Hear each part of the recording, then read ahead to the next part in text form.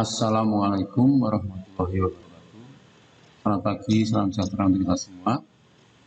Dan aku kelas 12 IPA, kita ketemu lagi dalam pembelajaran jarak jauh. Dan kita masih pada KD 37, yaitu menganalisis karakteristik inti atom, radioaktivitas, pemanfaatan, dampak, dan proteksinya dalam kehidupan sehari-hari. Baik, dalam kondisi saat ini, semoga kalian masih dalam keadaan sehat bersama seluruh keluarga besar Anda, dan kalian tetap menjalankan aktivitas dengan tetap mentaati protokol kesehatan yang ada. Baiklah, untuk pertemuan kali ini pada fisika inti pada bagian berikutnya, kalau kemarin kita sudah sampai dengan pada peluruan, nah sekarang kita lanjutkan untuk bagian berikutnya tentang reaksi inti. Nah, perlu dipahami pada reaksi inti itu berlaku yang pertama keungkaran nomor massa atau A-nya. Masih diingat simbol inti atom HAZ. Kemudian berlaku keungkaran nomor atom, Z-nya yang tetap. Kemudian keungkaran momentum.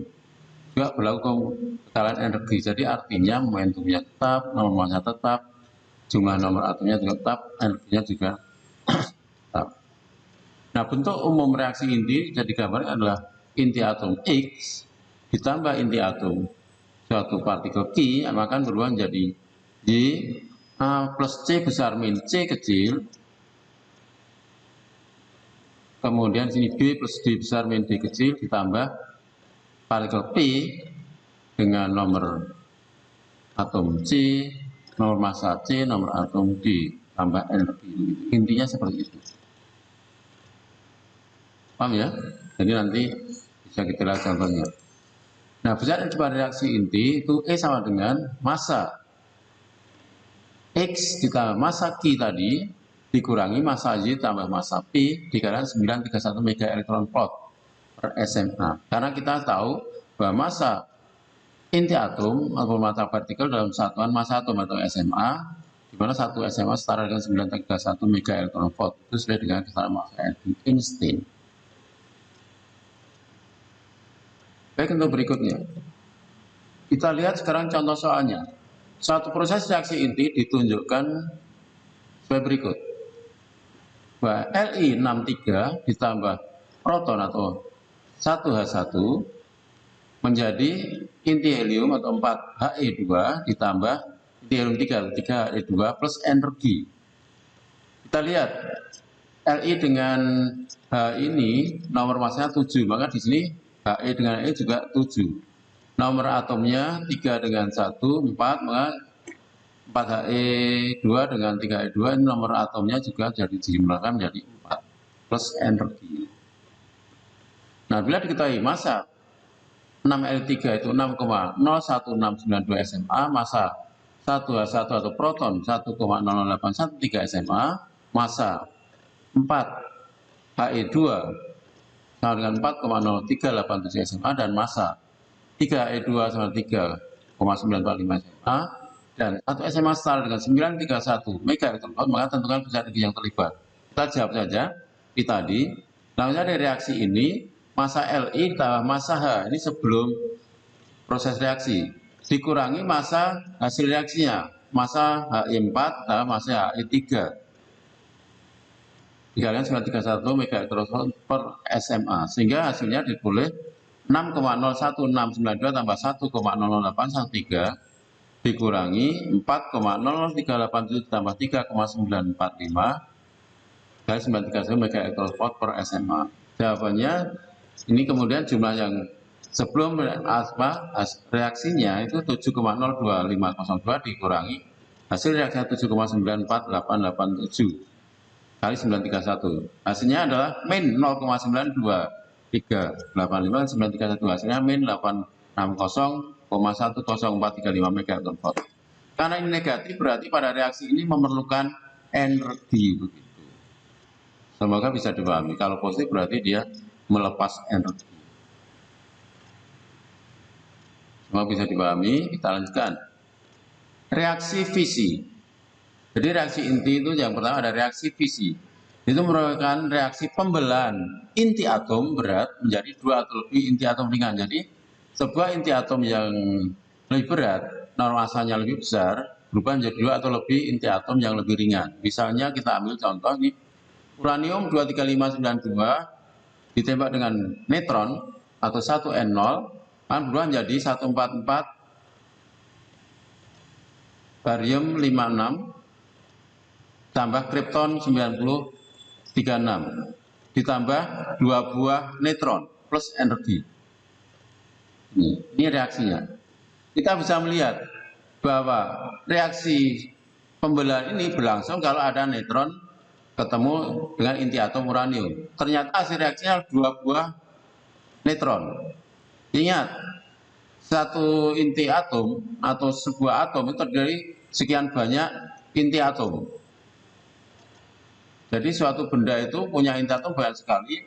Ternyata hasil reaksinya ini baru sebuah inti atom kena 1 neutron, hasilnya menjadi hasil akhirnya ada yang diploy yaitu 2 buah neutron. Nah, 2 buah neutronnya akan ketemu dengan masing-masing ketemu dengan inti atom uranium yang lain, sehingga reaksi ini akan berlangsung lagi. Hasilnya adalah neutron lagi. Neutron ini akan ketemu lagi dengan inti atom uranium yang lain. Maka reaksi ini akan berlangsung terus-menerus. Jadi kembali ke sana berlangsung begitu, hasilnya neutron lagi, neutron ketemu uranium, begitu seterusnya. Nah, akibatnya apa? Reaksi fisi ini berlangsung terus-menerus sebagai reaksi fisi berantai. Nah, energi yang diperoleh apa yang dihasilkan itu menjadi banyak sekali, ya, terjadi penumpukan energi. Nah, penumpukan energi itu yang dibiarkan liar menjadi sebagai apa? Sebagai dasar pembuatan bom atom, karena energinya bisa menimbulkan ledakan yang sangat besar.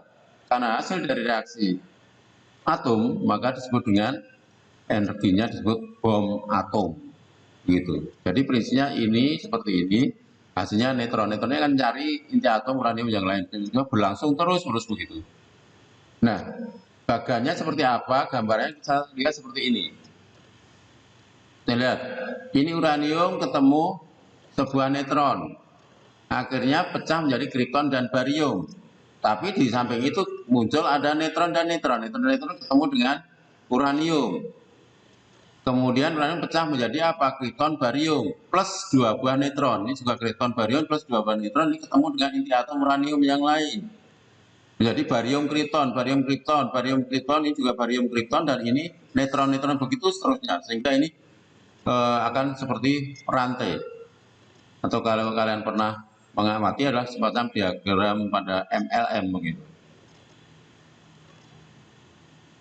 Ini pada generasi pertama, generasi neutron, generasi kedua, neutron generasi ketiga, dan seterusnya. Berlangsung terus-menerus, maka disebut dengan reaksi fisi berantai. Ini membelah terus-menerus. Paham? Baik, kita lanjutkan. Yang B, reaksi fusi. Fusi merupakan reaksi penggabungan 2 atau lebih inti atom ringan menjadi sebuah inti atom yang lebih berat. Contoh 3 tahap reaksi fusi di matahari. Ada proton dengan proton, 1H1 tambah 1H1, muncul 2H1 atau deuteron plus positron atau elektron positif plus energi. Nah, kemudian deuteron ketemu dengan proton menghasilkan inti helium 3 atau 3He2 plus gamma. Karena apa? Plus gamma, ini nomor masanya 3, ini sudah 3, ini 2, 1 tambahnya sudah 2, ini sudah 2, berarti tambahnya 0, maka gamma plus energi. Nah, inti helium 3 bereaksi dengan inti helium 3. Ini nomor masanya jadi 6, ini nomor atomnya 4. Maka di sini muncul inti helium, yaitu 4He2 atau alfa. 4He2 atau 4 alfa 2 boleh. Plus apa? Karena ini 6, ini 4, ini 4, ini 2, maka masih kurang 2, maka ini 1H1 tambah 1H1, berarti ada 2 buah proton lagi. Ingat, ini ada 2 buah proton, maka proton-proton ini bereaksi lagi kembali ke awal lagi. Ke awal lagi bereaksi seperti ini, akhirnya muncul lagi proton, dan proton lagi kembali ke sana lagi. Maka inilah reaksi di matahari itu berlangsung demikian, maka akibatnya apa? Matahari itu mencukupkan energi dari dirinya sendiri, karena hasil reaksinya muncul apa? Proton dengan proton, yang itu akhirnya apa? Akhirnya bereaksi lagi kembali ke sana, itu menghasilkan energi bisa sendiri. Karena di sana akhirnya lah inti helium, maka biasanya apa? Saat di tata surya atau menurut geografi itu kita menggunakan teori heliosentris, yaitu dari pusat matahari sebagai pusat tata surya, di mana intinya inti helium di sana. Nah, pada reaksi fusi ini diperoleh produk ini tadi, 2 buah proton. Secara spontan ini kembali ke awal lagi, reaksinya berulang begitu, sehingga apa, reaksi fusi berlangsung terus sebagai reaksi fusi berantai. Nah, reaksi ini biasa disebut dengan reaksi termonuklir, yaitu reaksi ini berlangsung termonuklir itu berlangsung pada suhu dan tekanan sangat tinggi. Nah, sampai saat ini itu belum ada zat atau bahan yang bisa sebagai tempat atau mewadai reaksi termonuklir ini. Seandainya dari kalian ada yang bisa menemukan wadah untuk berasal reaksi termonuklir, maka kita tidak khawatir untuk bakal kehabisan energi. Begitu. Tapi sampai saat ini wadah untuk berasalnya reaksi termonuklir itu belum ada yang bisa membuat. Itu yang perlu dipahami. Berikutnya, nah gambaran reaksi fusi berantai seperti ini. Jadi ada proton-proton reaksi ketemu menghasilkan deuteron. Deuteron dengan proton akhirnya bentuk apa? Inti helium 3. Nih, gambar untuk inti helium 3. Inti helium 3, di sini juga ada inti helium 3. Inti helium 3 dengan inti helium 3 menghasilkan apa? Inti helium atau 4He2 dan 2 buah proton. 2 buah proton kembali ke sana lagi, 2 buah proton itu. Begitu seterusnya, sehingga matahari bisa mencukupkan energi dari dirinya sendiri. Semoga bisa dipahami. Kita lanjutkan bagian berikutnya. Yang ketujuh, pendeteksi radiasi partikel radioaktif. Bahwa radiasi partikel radioaktif itu cukup, kalau intinya tinggi, cukup membahayakan untuk kita sebagai manusia dan juga nanti bahkan untuk makhluk hidup yang lain. Untuk itu ada beberapa alat pendeteksi atau sebagai detektor untuk mengetahui bagaimana intensitas dan juga kuantitas dari radiasi partikel radioaktif di suatu tempat. Nah, alatnya ada bermacam-macam, yang pertama adalah Geiger-Müller atau Geiger counter. Cara produk alatnya seperti ini. Prinsipnya apa? Prinsipnya ini adalah ada tabung logam, di dalamnya ada gas, ada jendela tipis. Kemudian di sini ada kawat positif. Kemudian di sini ada kawat negatif, kemudian ini ada penguat. Saat di tempat ini ada pancaran partikel radioaktif, maka kemudian partikel itu akan mengionkan gas di sini. Nah, karena gasnya itu menjadi ion, maka akhirnya akan tertarik. Maka timbul apa? Di sini timbul aliran listrik. Nah, aliran listrik tadi itu kemudian diperkuat oleh amplifier. Nah, kemudian muncul detakan-detakan itu yang diperkuat oleh amplifier sehingga timbul bunyi. Seperti kalau kalian dideteksi logam masuk ke hotel dan ada bunyi, nah seperti itu. Prinsipnya Geiger counter alat kerjanya seperti itu. Tapi di sini yang dideteksi adalah pancaran partikel radioaktif. Kalau kalian masuk di mall, di hotel, itu ya detektor logam. Kalau kalian tidak membawa barang logam yang mencurigakan, ya tidak akan berbunyi alatnya. Tapi seandainya kalian bawa logam, maka akan tertangkap pancarannya sehingga akan timbul bunyi itu. Itulah secara gambaran, secara gampang untuk pencatah Geiger-Müller. Kemudian berikutnya adalah kamar kabut Wilson. Nah, kamar kabut Wilson itu adalah seperti ini. Sebenarnya di dalamnya ada uap jenuh. Nih. Nah, kemudian jika ada partikel melintas di uap jenuh, maka partikel mengionisasi uap, sehingga uap yang terionisasi ini akan apa? Terkondensasi atau mengembun sehingga terjadi cairan. Nah, dengan bantuan penyinaran cahaya, jejak partikel yang itu dapat diamati sesuai dengan panjang tebalan titik tempat terjadi kondensasi atau terjadi ionisasi. Kalau kemudian titik-titiknya tebal dan juga panjang dan sebagainya, berarti itu pasti daya ionisasinya besar. Berarti dimungkinkan di situ adalah Yang masuk adalah alfa, tapi kalau justru ionisasinya kecil, itu justru lebih berbahaya karena kemungkinan yang ada di situ adalah partikel gamma. Jadi nanti ada timbul jejak-jejak embun. Itu secara garis besar atau secara global begitu.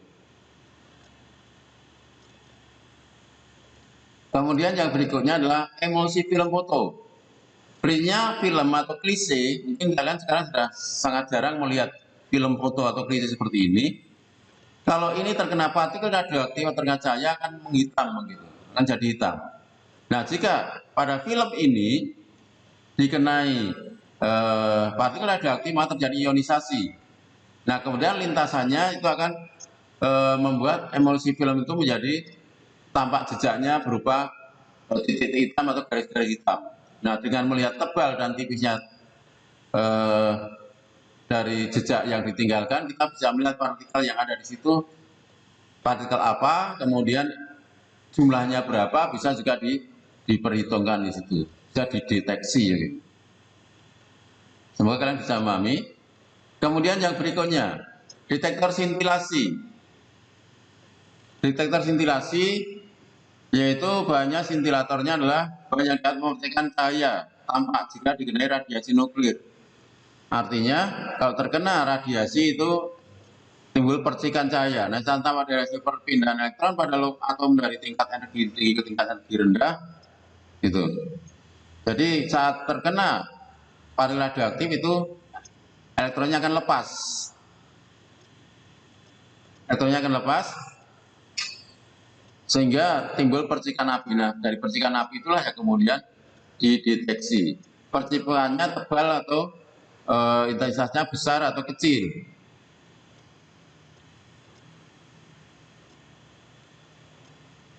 Nah, di sini ada keunggulannya bahwa dasar atau efisiensi sangat baik dibanding detektor lain. Ya, seperti itu. Jadi kalau ada di sini ada zat radioaktif, maka partikel akan masuk ke sana, maka saat mengenai logam, elektron akan lepas, maka terjadi percikan cahaya. Nah, percikannya itulah yang kemudian diamati. Begitu, kaitan dengan alat-alat pendeteksi radiasi partikel radioaktif atau radiasi inti atom. Lanjutkan bagian berikutnya, pemanfaatan radioaktif. Ini ada bermacam-macam, silakan dibaca bahwa TC99 untuk mendeteksi serangan jantung pada manusia.